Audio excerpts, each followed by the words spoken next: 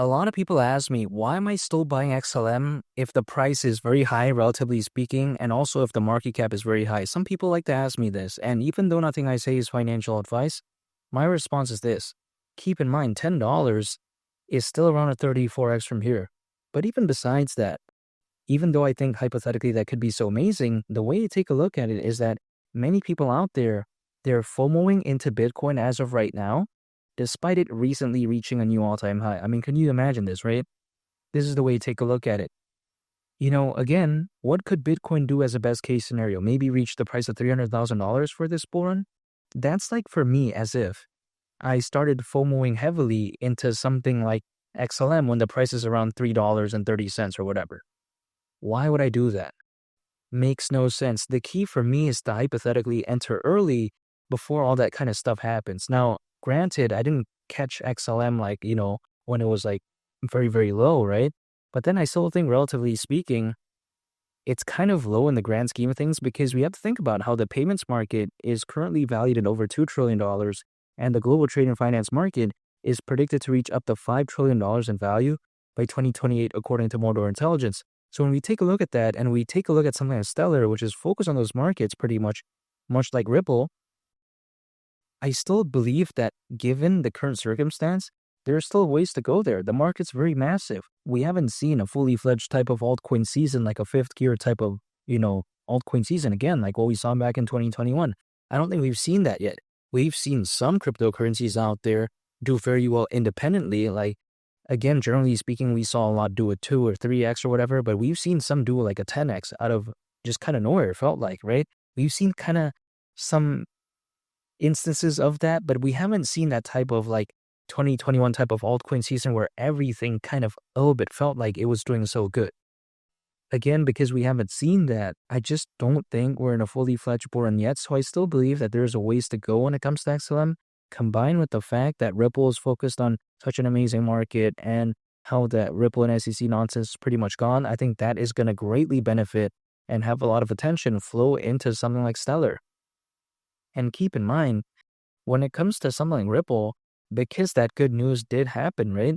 There's nothing really that could kind of bring it down in a sense that what's going to happen? Ripple loses hypothetically. I'm just making this up, right? But I'm just saying, like, let's say in a make-believe scenario, Ripple loses a partnership. Who cares? The news, the sentiment, and the vibe was so positive when it comes to the Ripple and SEC nonsense hopefully being gone that there's really nothing that can kind of bring it down. You know what I mean? So then, yes, again, nothing can bring that news down. Nothing can bring that vibe down, but nothing can really kind of be better than that too, which is why I think something like XLM steps in because Stellar, there's better days ahead. Having a good partnership when it comes to Stellar would create a more positive impact as opposed to something like Ripple because of that good news, right? Nothing can top that. Ripple gains another partnership. No one really cares. They're like, yeah, it's just another day in the office, another Tuesday. You know what I mean? That's their perspective, right? A lot of people. But when it comes to Stellar, it could be a big deal. So if Stellar has more positive sentiment, a lot more going for it, the hype could feel a little bit better because it doesn't have as much going on for it when compared to something like Ripple. So that right there is actually a blessing for Stellar, in my opinion, the grand scheme of things, really. And we have to think about how $10 isn't even that crazy. Reaching a market cap of around $300 billion, which it would have if it were to go to that price, considering current circulating supply, doesn't seem too much to ask for. Many people out there are saying, XRP is going to go to a $5 trillion market cap. No, I don't think so during this bull run, right? Maybe max $1 trillion seems a little bit realistic, but you know what? If it, let's say, does reach $1 trillion in terms of market cap, are we saying around 30% of that can't flow into pretty much its number 2 go-to alternative, which is something like XLM, or should I say number 1 go-to alternative, because there's really like no other viable alternative in this massive of a scale when compared to something like XLM, right? Or should I say, when we consider how XRP is the current market leader. But besides that point, it's just a waiting game as of right now. Now it's Bitcoin's time. But eventually, what happens if that Bitcoin dominance drops? What happens if that altcoin season really kicks in, that retail FOMO really kicks in for altcoins?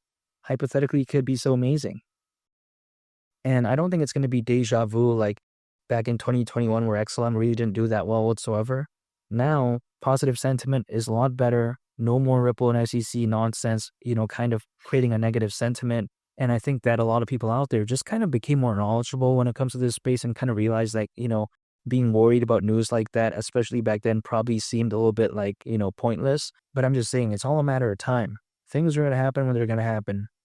I can't force it to happen. I don't know exactly when it's going to happen, but what I can do is control myself, acquire, hold, and I just wait. That's it for a moment when it truly does maybe happen. Then hypothetically, I'll be prepared for it. So this is why I'm still acquiring, holding. But you know what? $10 is still my price target for XLM during this bull run. And make sure to subscribe if you gain value from this video. Greatly appreciate it. It's been Lee the Captain. And I'll catch y'all on the next one. I'm out. Peace. Bye.